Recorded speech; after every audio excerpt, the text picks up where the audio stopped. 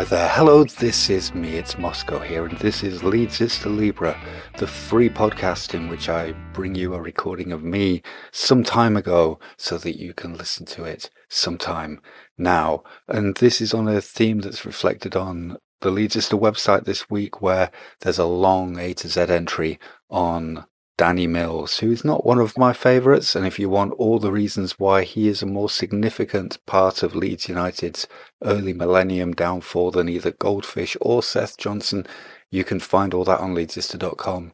Now, included in the story is this match at the start of the 2001-2002 season when Mills got sent off, among other people, and always sticks in my mind as a really strange game because Leeds United were at our most exciting, probably lost by this stage the status of being everybody's favourite second team.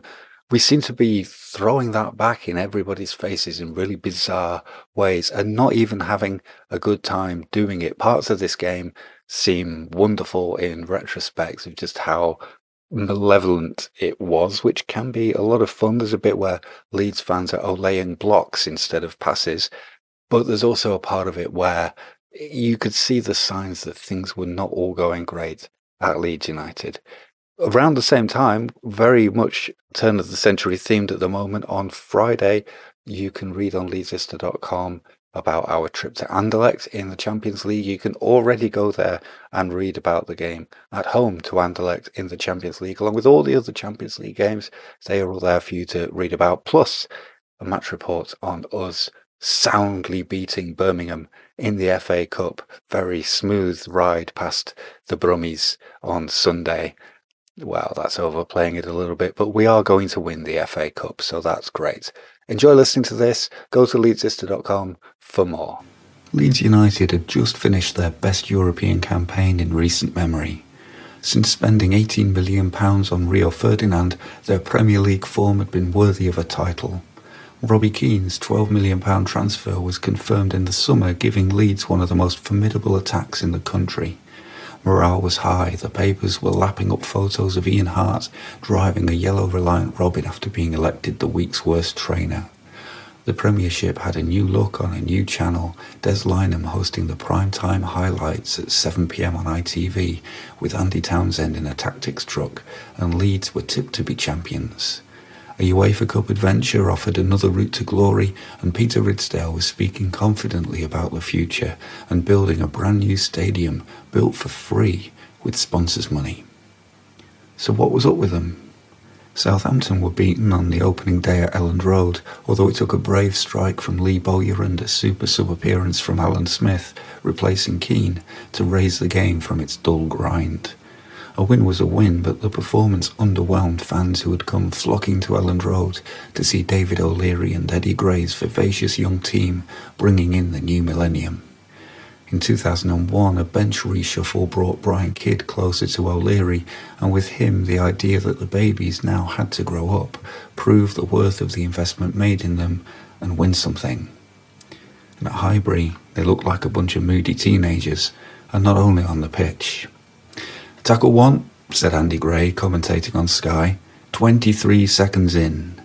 Mark Viduka had hit Robert Pires with a late foul and the tone was set, if history hadn't already done that.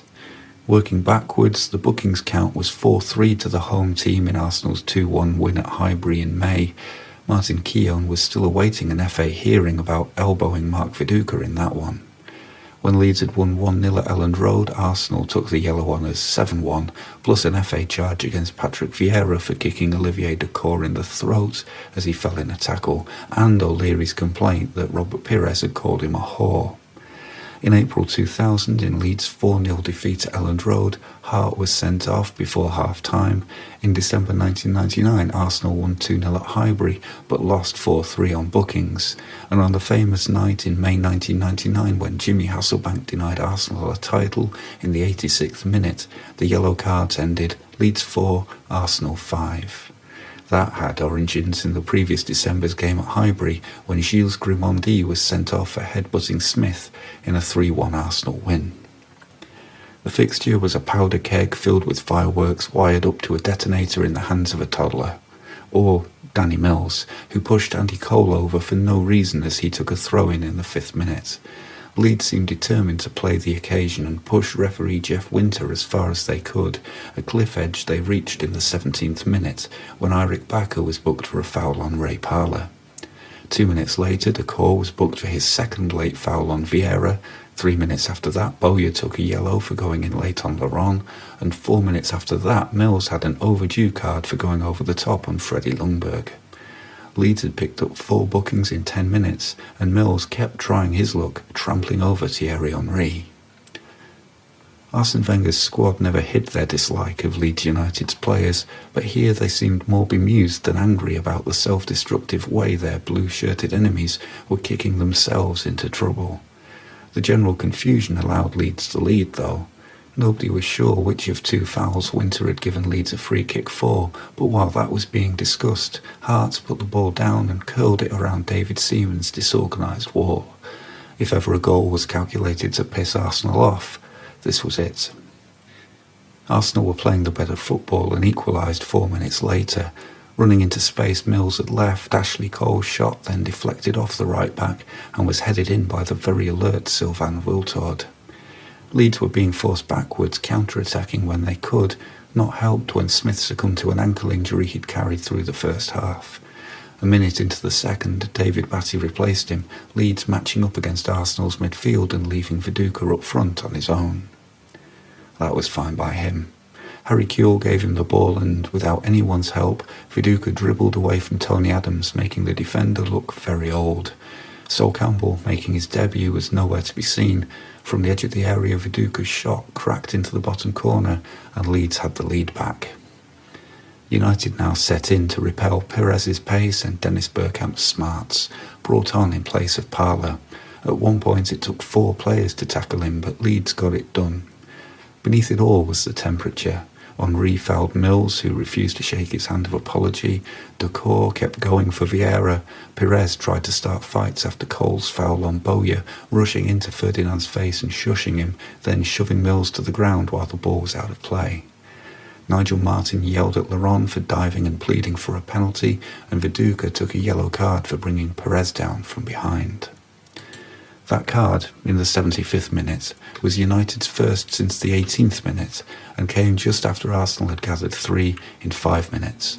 It seemed to swing the frustration, though, from Arsenal to Leeds.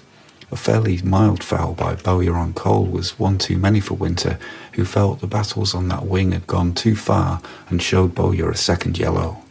He was stunned into silence, but not for long, marching towards the referee and unleashing strong opinions with colourful illustrations. Leeds were now forced into their defensive third, and tackling died down as they let Arsenal have the ball in the middle of the pitch, searching in vain for substitute striker Francis Jeffers. But Mills couldn't resist the drama.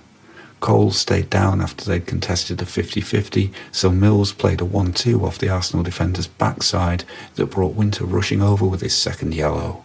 "What for?" pleaded Mills. Ungentlemanly conduct was the answer, and it was the tightrope he'd been walking since pushing Cole over an hour and a half earlier.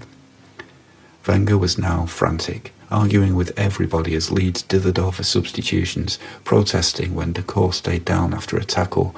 The only people enjoying themselves were David Batty, who seemed to find the whole situation hilarious, and the Leeds fans who cheered every defensive block with an "Olé!" as if stopping Arsenal's shots was a rhythmic passing move.